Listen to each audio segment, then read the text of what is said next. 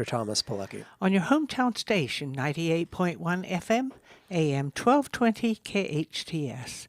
This is a show for, about, and by seniors, giving information to enhance one's quality of life. And speaking of quality of life, music. Our first guest this afternoon is Joshua Wentz, and he's the artistic director of Mission Opera, locally in the Santa Clarita Valley. Welcome. Thank you so much. Thank you for having me this morning, afternoon. All right. So, Josh, what do we owe this pleasure to? Because it really is. I mean, having a accomplished musician like yourself, I want to know everything. I want to know why you're here, but I want to know everything about the Santa Clarita Mission Opera. Is that? Did I get we're that called right? Mission Opera. It's Okay. Santa Clarita's opera company. Wow. As far as I know, the one and only. Yeah. If we have Yes. two, they're hiding somewhere. Yeah. So tell me all about that, and let's start there. Okay. Well, the first question is, why don't you just call it Santa Clarita Opera when you Yeah. have San Luis Obispo Opera and all these other Santa Barbara Opera that's regional? One of the reasons is I teach full-time. I'm a tenured professor at Los Angeles Mission College over down in Sylmar, Right across on. the big mountain range there nearby. And when I started this company, and I came in 2016 teaching there, and I was astounded by the amount of students that I had in my classes that just didn't have any formal music background. I was teaching a theory class one day, like a songwriting class, and I asked the students, one of the kids said, about 2 weeks in, said, "What is that on the board?" He said, "What is that symbol?" I said, "The quarter note?" Right. You guys are in a songwriting class and you don't know what a quarter note is? I said, "Oh my gosh, I have a lot of work to do." So I got curious and I just happened to ask. I said, "Raise your hand if you sang in a choir, played in a band or orchestra in high school or elementary school." And I had about 3 students raise their hand out of a class of 45. Yeah. And I thought, what in the world? Whoa. Now, of course, we live in the glorious Santa Clarita Valley, which is a lot different. Just driving up here, we have wonderful music programs, some of the best music educators in the state of California that are right here in our valley. So we're very lucky that our education system values the arts and values music so much. But just down in San Fernando Valley, I couldn't believe what I was seeing. And I thought, I've got to do something about this because it's my job as an educator. And I want to share not only opera, but music and performing arts and theater and, you know, how transformative it can be. And it can change young people's lives like it did mine and so many others. And I said, I need to start something. So my background's in opera. I spent probably 15 years as a professional opera singer throughout the United States and in South America and Europe, of course, a lot of European gigs. And now I'm doing a lot of directing. So I travel around and I do direct shows for different companies, which is a real joy because I get to see the other side of it, you know. But I thought, let's build an opera company in Mission College. That's why Mission College is named after the San Fernando Mission, where it's close by. But, you know, the powers that be, it just didn't happen. There was too many obstacles and things that came up. And it seemed like, you know, that they didn't really want to have kind of classical music. And since that was my background, I thought, well, I don't really want to do too much commercial music. Because they already have that down there, and they have a lot of options for that. But they didn't have opera, and I thought, well, let's just pull the trigger. Let's launch it as a professional opera company. So we're an Opera America company, which is our umbrella that oversees the Metropolitan Opera and Los Angeles Opera and things like that. So we got to join as a professional member company, which is a great accolade to us right here in Santa Clarita because we have not just a little local regional opera company, but one that's doing substantial work. And we launched it as a 501c3, and it's an arts educational charity. So folks can support that. And we really just love to get in the community and do community events. We do 3 main shows a year. We just finished a beautiful American opera called Cold Sassy Tree. It's South Carolina. Yeah, it's from the same composer as Susanna, which we did some years ago, Carlisle Floyd. And we're getting ready to do a huge citywide collaborative Carmina Burana. Now, you guys might not know Carmina Burana by the name of it, but as soon as I played the opening, you would know exactly what it is. Dun, dun, dun, dun. Yeah, exactly. Boom, ba, ba, da, da. It's just this loud, bombastic. it's everywhere in TV commercials and things like that. Whenever you hear like a big crash or something in a Yes. movie, and they're in slow motion, and the car's flying out of the fire, and you hear boom, bah! You hear this That's huge right. music. That's right. It's used It's all the time. interesting. And you know what? People would want to know probably that we're holding auditions right now for singers to join us in that.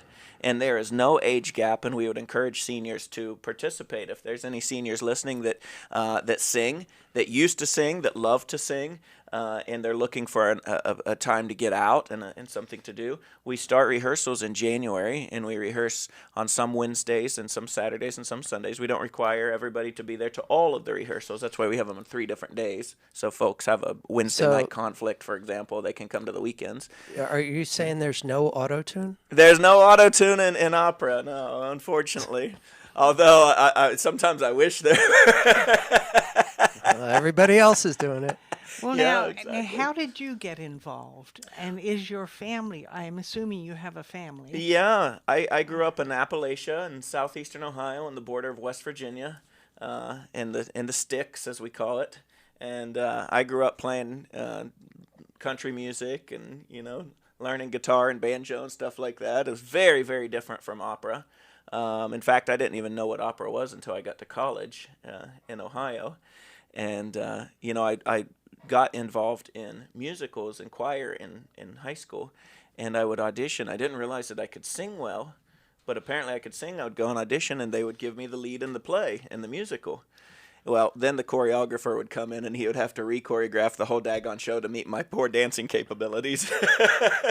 Where I grew up, the boys didn't dance. It was not a thing that was, and so we were always awkward teenagers with our body anyway. And so I didn't do very well with the musicals, but I got to. Were your parents involved Not in at all. music? They No, weren't. not Isn't at that all. interesting? Yeah. Because usually, in most families, the children seem to graduate gradually move toward what their parents may have done. Exactly. Yeah. That's very interesting. I think my mother always sang in the car, and she had a beautiful voice, and I remember always singing songs with her in the car, and my dad too.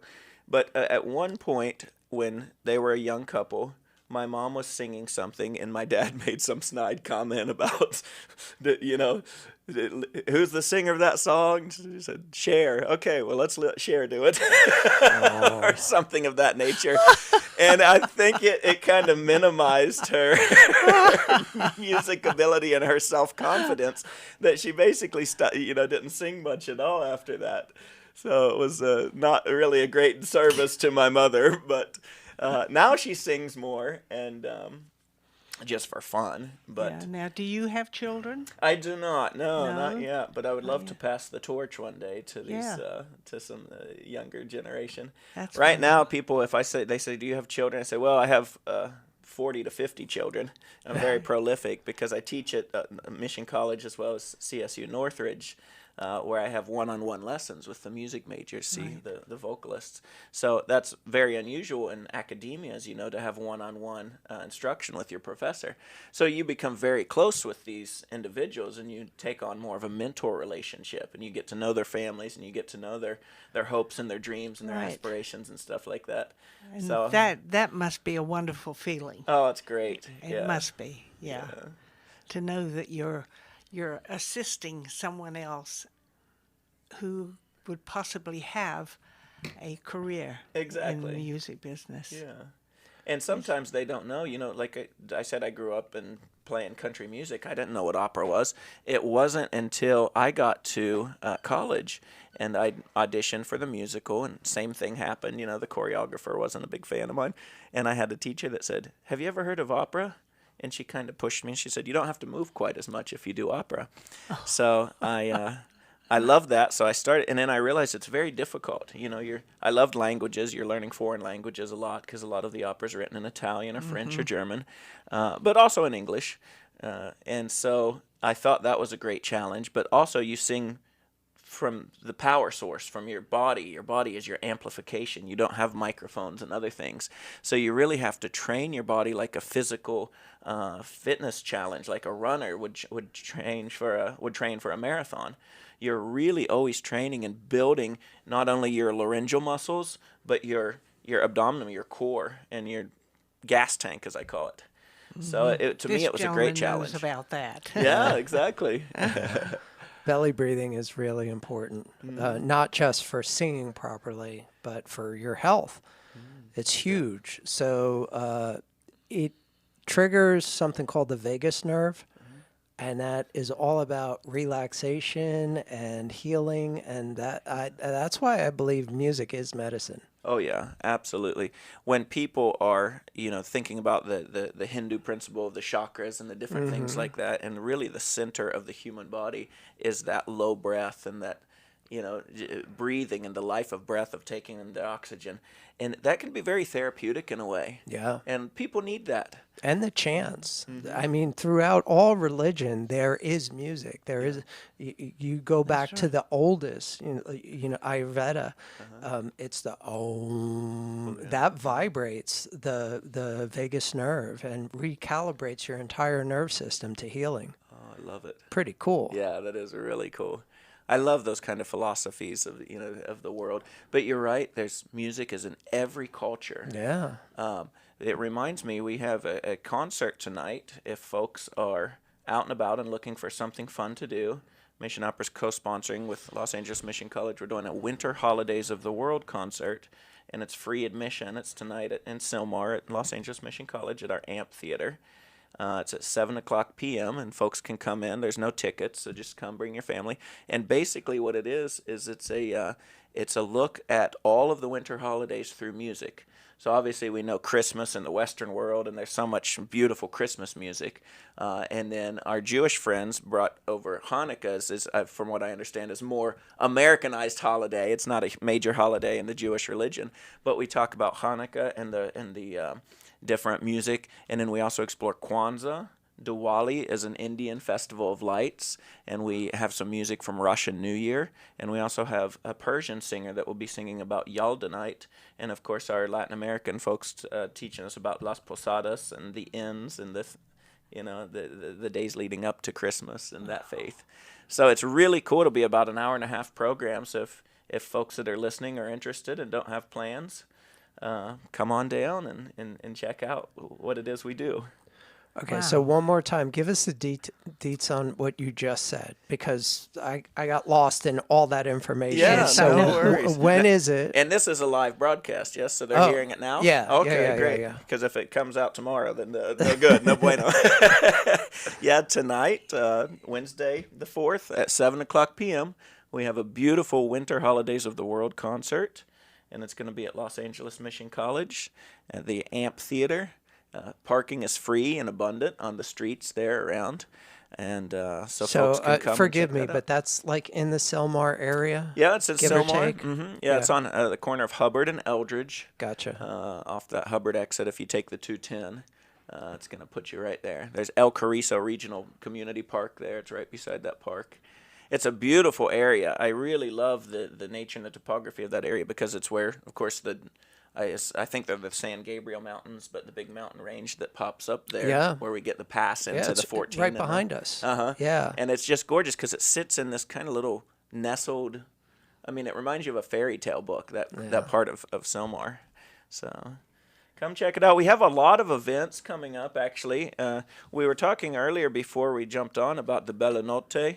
We're doing now an Italian dinner, an Italian opera night, once a month on the third Saturday of every month. There is a senior discount on that. Regular tickets are $85, but seniors get $65 tickets. It includes a beautiful 4-course meal and a concert with some of the best singers in the town. A lot of our singers that live up here sing with LA Opera and sing professionally around the world. We have just a great talent pool right here in Santa Clarita Valley that folks probably don't even know about. But it's a wonderful way to support the arts. You're going to pay that anyway if you go out to have a really nice dinner. That's very true. You get a concert with it, and a portion of that goes back to not only Mission Opera but Oksana Foundation, my dear friend Oksana I'm going to mess up her last name now. Oksana and her husband Alex run we've Oksana had her Foundation. on. Have you? Yeah. And she's just an awesome lady, and she's inspired by how music education and the music journey has changed her life. And so now she's trying to give back to young students and folks that might not have the means to. Oksana. She was here. She was here, yeah. Because I remembered the name. Yep. Where have I heard that name? Yeah, it was here. She's here. That's where you heard There it. you go. Oh, And that's her on the front of the postcard there. Yeah. I mean, beautiful lady. And so that's a continuous thing. That'll be on Saturdays and every month. And The third third Saturday of the month. Saturday of every month at Mission College. No, this one's at This- this one's Bella Cucina Italian restaurant here in Santa Clarita. Oh, okay. Seco All right. Canyon. Yeah. Oh, yeah. The majority I know of that. our events are in Santa Clarita. It's unusual that we're just gotcha. having the one in Sylmar tonight. And that's one of our smaller events. It's called one of our concerts and events. That's not Gotcha. one of our huge main stage productions. Every year we do 3 main stage productions that involves, I mean, you're talking $30,000, $40,000 productions. It involves full orchestra, professional singers, a full scenic design, set design, costumes. If we do things like Romeo and Juliet, we do Renaissance period costumes. Wow. And we have a huge multimedia component of our productions because Canyon High School is our home venue. And Canyon High School, like many of the other high schools in the William S. Hart District, have a really great performing arts center and really great venues. But the thing we love about Canyon High School, well, there's 2 things. One is their tech staff, Don Pittman and Brian Nielsen and Art Miller, who work there, are absolutely fantastic, just a dream of guys to work with. And the other thing is they have this huge LED screen, this 46 to 50 foot LED screen that we can put multimedia images on. So a lot of our shows, it's not your great grandmother's opera, where the fat lady comes with the Viking helmet and sings for 4 hours in a language that you don't even know what it is, right? And it's not that. So our opera is very accessible, and we understand that opera has transformed over the years, and so we want it to be more like a musical theater. When you go to Broadway, you see video design and projection design, and sometimes we have actors interacting with the multimedia that's moving so that it seems like, I'll give you an example. We did a great show called The 13 Clocks a couple years ago, which was based on a fairy tale. I've been there. Yeah? And I've seen, yes. Yeah. Now it's coming back. And we just love Yes. that. We love the screen because is. you can have a character go up and the princess melts the ice on the 13 clocks on the LED screen by rubbing her hand on it, looking like it rubs her hand on it, and all of a sudden the clocks start ticking and moving and humming and whirling, and you get this things coming at you. So it's very interactive, and it's just such a wonderful way to incorporate a traditional art form like opera with new age 21st century technology. And people have shorter attention spans now. We have little computers in our pocket, so people want to go, oh, I don't want to sit for none of our shows are over 2 hours, so we try to keep them short, even if we have to cut them down a little bit, because we want people to walk away enjoying it. And we're starting to really build an audience base now, because people that have thought that opera is not for them, they show up and they go, oh my goodness, this is not at all what I thought it was. And they come back, and they come back every time. They invite friends and tell friends and family about it. So it's really great that if anybody's interested in opera, music, performing arts, check us out. We have a wonderful website at missionopera.com. We're on Facebook and Instagram and all the social media stuff where we'll post things like that. And just to circle back what I was talking about earlier with seniors that might love to sing, if you're a senior that's listening and you love to sing, we're holding auditions right now, and don't be intimidated by the word auditions. Basically, it's an interest form online where you can go to missionopera.com, click the auditions button, and we want to hear from you, because if you want to sing in Carmina Burana, this grand production, on March 1st, the auditions close on December 14th. Okay. So they can submit any kind of information. We'll look at it and give them a call, and hopefully have a big choir for that. Real quick, contact information. The event tonight. Go ahead. Tell me about it. Yeah, tonight, come on down. Just, you don't need to buy tickets or anything like that. It's free, open to the public, 7 p.m. at Los Angeles Mission College, Eldridge Avenue in Sylmar. Free parking. It's winter holidays of the world. Awesome. And the third Saturday of every month, what's the venue? Yes, sir. We got Bella Cucina Italian Restaurant. We're having a Bella Notte opera night, and that's going to include a full dinner and a concert. So if you can't come in December, it's getting close to the holidays. Come in January or February. Check it out. It's a great way to get a full belly and support the arts. And people can get more information where? Yeah, come on down to missionopera.com. Learn about our Carmina Burana that's scheduled for March 1st, as well as our grand production of Puccini's Tosca, which is going to be June 13th through 15th. Thank So you do you so have much. a telephone number? We do. You can call us. Our telephone number's on the website. I would tell you, but I can't remember it off the top of my head. It's a 661 number. I think it's 661-247-0777. All right. Thank you so much. You've been listening to the Senior Hour, KHTS FM 98.1, AM 1220, hometown station. And our guest now is Adam Laraway from Focus Physical Therapy. Hello there. It's good to see you again. Nice to see you as well. Thanks for having me. And what are we talking about today? I thought maybe we'd talk about some posture. I've been seeing a lot of patients in the clinic recently with kind of poor posture, neck problems, upper back problems, stuff like that. And I think a lot of it, and I'll get Dr. Polucki's take on it too, but I think, we're on our phones now so much and computers and all that type of stuff. And so we tend to, looking down. So we're seeing a lot of forward head posture, which is causing neck pain because your cervical spine straightens where it's supposed to have a backwards bend. So we're doing a lot in the clinic with really trying to help patients kind of get themselves back upright and in good posture. That's really important because gravity never gives up. And when your spine is used like it's supposed to be, it's compressed by gravity, but that takes the weight or the burden. But the minute your head comes forward, now all of a sudden your plumb line is different. And so your upper back has to compensate. You're lifting your head up into extension. Well, that's part of the treatment that you get. Because I remember trying to stand on one foot. Yep. Ho! And it isn't Right. easy to do. And there is some connection there, definitely. I mean, that's more balance what we were working on in there. But, if your head's in a forward posture, that You're can gonna affect go your down. balance as well. That's right. Exactly. And, I cringe at some of these people that I see that I work with that look like they're literally sitting in a chair. They can't even stand up straight anymore. And that's Well, a scary... the thing that really bothers me, because I used a walker myself, and I see these women and men on walkers, and they're walking like this. Yep. And I've started, when I see them, stopping them Yeah. and telling them to pull the handles up. They are maneuverable. You can watch them. Oops.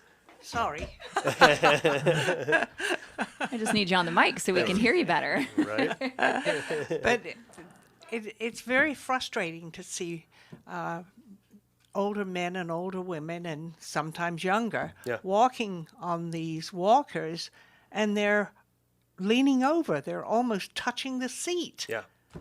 And pull the handles up. They sure. are adjustable. They are adjustable, absolutely. Oh my goodness. Yeah, and there is some companies that are starting to kind of, I think, try and change that, where you're more of like a platform, so you are more upright and you kind of Yes. lean on the platform as opposed to, having the handles down below. But sometimes even that, like the way that they're designed, the handles only go up so far, and if you have a tall person, even getting a large version of it isn't necessarily always getting you at the right height. So it is definitely a constant struggle, for sure. Yeah, and even now, when I use my walking sticks, they're quite high. Right. And Dr. Polucki has shown me how to walk with them. For sure. Because there is a way you're supposed to walk that keeps your whole body adjusted properly. Absolutely, yeah, because everything starts to compensate. Posture. It's crucial.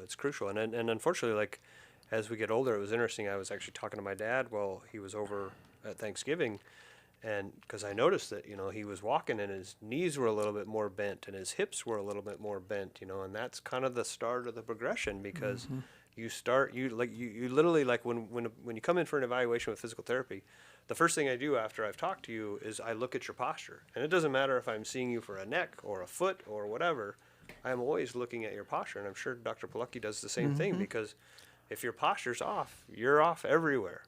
And like I said, gravity never gives up. So it's constantly putting a compressive force on you.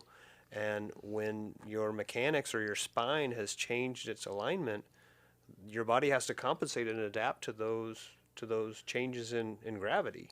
And that's where it gets kind of in these kind of downward spiral of why it's so important. So. Yeah. So posture is one of the main resets. Yeah. One of the main resets of what it's kind of a buzzword now, Vegas reset. Yeah. So there's a reason that in the military, the command is attention. Right. Because it that's right, and they snaps do. not just your body into a position, but it snaps your nerve system into a state where it is fully actualized and ready to act and move properly and strongly and quickly. So I never thought about that, but yes, anytime you see it's military, 10 hut, right? yeah, Yeah, and I and mean, you, they- if you have any military background, you hear that, you are going to straighten up right and away. when you see 50 and 60 and 70 men and women doing that, I mean, Yeah. it's immediate, Yep. and it's all at once. And that goes back to the ancient armies, the ones that have conquered the world, the Romans, the Persian Empire, all of them realized, because they had to walk around back then. They weren't, driving or getting on a plane. They were walking across Europe or Asia or whatever. And they had to figure out how are you going to do this? How are you going to be able to walk thousands of miles and not, make it work for you?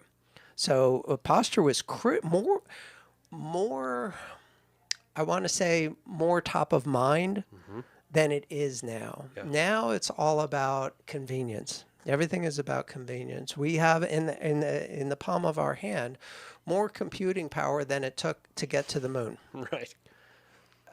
Anyone anywhere on the planet that has a smartphone and has a signal has unlimited information available to them. And so that's where the focus of our attention has been. But the more we rely on that, the more problems we have in our physical, biological processes. Yeah. Posture. Yeah, and posture That's right, is huge. because you're looking down at the cell phone, Yeah. Right. and your body Yeah. does a sort of a cup Exactly. Yeah. posture. Yeah. You start to get that curvature. Yes. And that for our older population is really important, because if you're in this slouched posture, you're compressing your lungs. You're not getting good inhalation to expand your lungs. When we cough or sneeze, we compress down to help forcefully expire that stuff. Well, if you're already in that forward posture, it makes it very hard for you to Yeah. cough and sneeze effectively. Right. Yeah, it's And a big thing. Dr. Polucki was talking last week about standing with your eyes closed. And I've been doing that at home, but I stand close to the kitchen sink. Right. Yeah. You gotta Just have a in point of case. reference. Yes. Yeah. And Safety. I've been doing that, For sure. with my eyes closed Yeah. for 90 seconds, and then standing on one foot for 90 seconds. And it's not easy to do. It really isn't. Yep. And I think the older you get, the harder it is to do. Yeah. Well, that's because what they say. They say that this is inevitable, and I'm not about to argue. But I have seen people that defy the odds, that people who make it a priority. Maybe you have to work a little bit harder as you get older, but it doesn't mean that it's inevitable. Right. It just means you're going to have to, if you make this important, you're going to have to work at it like anything. No, for sure. And it's one of those things that sometimes I think, in our medical field, they just kind of say, "Oh, you're just getting older." Yeah. But That's whenever exactly what right. happens. And so you just Exactly. accept it, but we really shouldn't accept it, because, I have had numerous patients, and I'm sure Dr. Polucki as well, where people have come in and they've had those deficits, whether it be postural, whether it be balance, and you challenge the system. That's the key, is you got to challenge the system Yeah. to make it better, because your brain still has the ability to adapt based on the stresses that you put on it. If you don't put enough stress to the system, the body says, well, I managed that. I did okay. So in your case, where you were talking about with the single leg balance stuff, which sounds like we both have worked on with you, like when you close your eyes, you're taking away one of your balance systems. Your 3 systems that you use for balance are your vision, your hearing, and your proprioceptive input through your hands and your feet. So if you close your eyes, now you've got to focus on those other 2 systems. They really have to kind of amplify their awareness of what's going on. Well, if you're just standing in one place, you're not really moving much.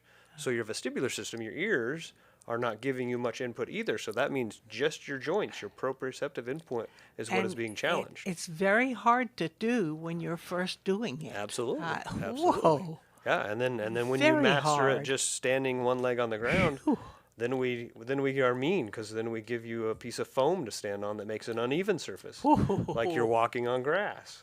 It's an uneven surface, or gravel. It's an uneven surface, or sand if you go to the beach. Yeah. Those things are challenging those systems, and if you challenge them, you'll get better at them. Even, I think, almost at any age, to be honest with you. The hard part is you got to not go down that road of letting your systems, I don't know if I want to say, like, decrease so much that it makes it very difficult to get it back. You've got to keep moving. Yeah. I have patients in their 90s that I could swear they're 50, but they keep moving. They walk 3 miles every day. They do different exercises and do things out in the yard where they're balancing and they're getting down on their hands and knees. I have patients that are in their 50s and 60s that I think, this person's 90, like they barely can get up from a chair. You have to use it. The scariest thing that I've seen over the past 30 years is exactly what you said, but the flip side of that. I have seen increasingly children and teens having proprioceptive problems that you shouldn't be seeing well into your 70s or 80s. Well, wait, Balance. proprioceptive. So one of the things Adam said was your body sense. You have your eyes are like autocorrect. They make balance work pretty much no matter what. But when we ask you to close your eyes and do something, you're taking that out of the equation. Okay. And Adam also talked about another sense, auditory, and also a different part of the flip side of that ear is part of it is hearing, but part of it is a major feedback mechanism for balance. Like where there's a little gyroscope of these canals inside your ear that kind of regulate where the head is, because it's real important to keep the head on straight. And so your brain is hardwired to this system to make sure that your head is always level and on straight. And then the last one that Adam and I really pay a lot of attention to is the feedback from many different kinds of sensors. They're in your skin, they're in your muscles, they're in your joints, they're in every form of connective tissue in your body that constantly feed information back up into the brain, knowing you where stuff is without you having to think about it. Imagine you had to think about what everything that had to do to even just pick up a piece of paper, like actually think out that process. You'd never get out of bed.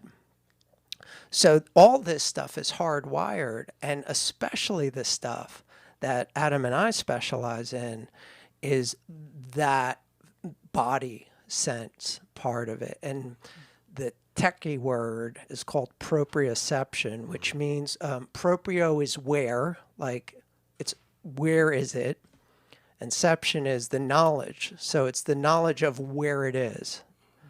That makes sense. Yeah. Yes. And there's all different kinds of feedback systems, but one of the main ones goes from anywhere in your body, and by different sensors. There's, I don't know, probably at least half a dozen, if not more, and it goes up through your spine. When it's ideally being processed, it's going to go in one of 2 pathways, either into the superbrain. Believe it or not, it's not your thinking part. It's your cerebellum. Your cerebellum is 10 times more densely packed with this kind of information and feedback than the part that you think about with. So it's literally the vegetative super system in your brain is the cerebellum. The other option is if you need to think about stuff, it can go that way too. But the third option is actually the most common in the problem that Adam and I deal with all the time. Instead of going to either of those pathways, instead, something gets tripped up, something gets short-circuited, and it dumps into the pituitary instead and dumps out a whole bunch of emergency chemicals into your body, and you're always in a state of stress. Before you do anything, before you have a tough conversation, before you have to make a decision about something, before you have to run up that hill or catch that elevator or catch that cab or whatever it may be, you're already pre-stressed, and that just sets up a very bad situation to start off with. Whoa. Sorry. Yeah, that's great. I stole your good thunder stuff. there. Yeah, good stuff. But that all relates to posture. Oh, yeah. It all does. Yeah, posture is one of the main resets that we share in our approach towards getting people better. And one of the things I want to touch on that Dr. Polucki said is, he's talking about those canals in our vestibular system. There's 3 different canals, and they're aligned and oriented differently, but one of them is at about a 20-degree angle. And so if your head is in a forward position, that means that canal now is in that forward position. And so your brain, your vision has to basically adjust for that. And so then people extend their neck up because they still want to try and get those canals into the right position. And that just amplifies the problem, because if you're not in that position, that's really going to make it difficult for you to be in good posture, because that canal is going to get off, and those canals are pressurized. That's why people get vertigo. What's called an otoconia, a little stone gets into those canals and it changes the pressure, and then that's how they get vertigo. You have to get that stone out to get the pressurized system equalized back out. So That's amazing. Absolutely amazing. Yeah, I've started walking now up and down the sidewalk. I don't go far. And I've been walking by myself without my sticks, without my canes. And I'm becoming better at it. And it's interesting because sometimes I go like this, and I'm thinking, uh-oh, stop. But it's become quite a challenge. yeah, Really has, to go from a walker to the walking sticks to no walking sticks. And I won't use one cane. One cane to me makes me worse because I'm steady on one side but not on the other. So, Adam, we're coming back from the break, and I want you to give us your number one top secret tip of making posture better. you bet. You're listening to Senior Hour, KHTS 98.1 AM 1220, hometownstation.com. Afternoon is Adam Laraway from Focus Physical Therapy, and we've been discussing posture. For sure. Critical.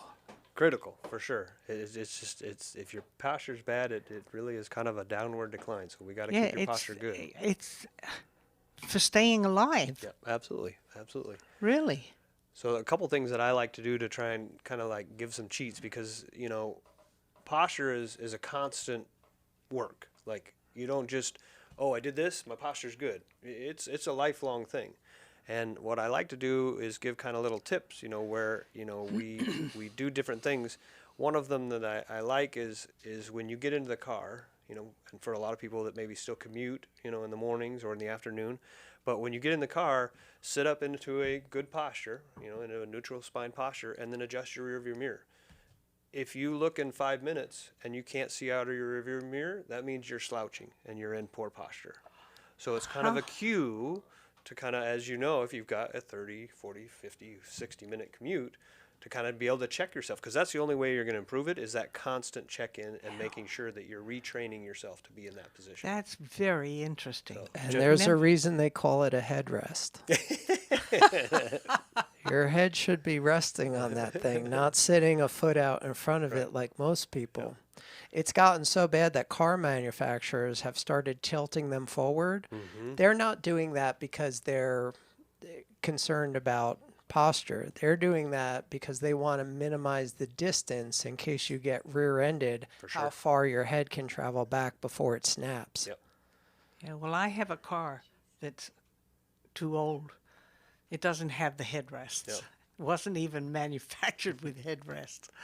Mine's a 1988 Right. Lincoln. There you go. No headrests. So the other stuff that I like to do, a lot of times what happens is we get kind of in this forward kind of chest, shoulder posture. And so we'll do different things to try and kind of open things up. And sometimes, and this is getting more into a little bit bigger conversation, but, muscles tend to get tight on the front. Well, then the muscles in the back get stretched out and kind of weak. And so, right. it's one thing to stretch those ones in the front, but if you don't strengthen the ones in the back, you're going to have a hard time holding yourself up there. And so think about it like if you say, oh, well, sit up straight, and you sit there, after a few minutes, those muscles start to fatigue and they get tired because they're not used to holding you in that position. And so you're going to then start to slouch again. So you have to do things to kind of balance both sides of it. Stretch the front out. That takes me back many, many, many years. My father was always a person who stood up straight. Mm-hmm. And he'd come and whack me on the back. Stand up straight. Stand up straight. Sit up straight. Yep. And there's a lot of truth to it because they knew back then how important posture was. Yes. Yeah. So it's definitely a work. So there's definitely different things we do. Again, we would kind of customize that for the person. Sometimes I'll have people do like a stretch in the doorway so they can do it standing, and they either maybe hold the door jamb on each side and they step through to kind of stretch out the chest. Oh, that's If they can do interesting. it with a better position of their shoulders, we might have it in kind of what's called a goalpost position to have your arms up there and step through that way. It just really depends. We have to kind of customize it. We do a lot of stuff with foam rolls where we get you laying down on a foam roll and we use gravity to stretch you out. Somebody who maybe has osteoporosis, maybe that's not the best idea, or poor balance, getting them on the foam roll is not a good idea. That's where coming into physical therapy, getting the evaluation and really kind of figuring out what's going to be the appropriate way to teach you how to correct those postures is really, really important. Yeah. Yeah, so, all right, Adam, give us your contact information, please. You bet. So we are located at 25050 Peachland Avenue, Suite 205. Our phone number is 661-255-4205. And our website is www.focusptscv.com.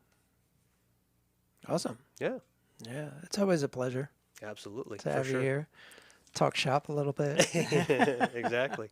commiserate. Especially when you're both on the same page in many instances. I think most of the time we are. Yeah. As much as they say physical therapy and chiropractic have their conflicts, I don't ever feel that way. I think the reason is because we're both functional. Yeah. I can see why the other type of chiropractors and the other type of physical therapists can't get along, but that doesn't apply to us. You've been listening to the Senior Hour, KHTS FM 98.1.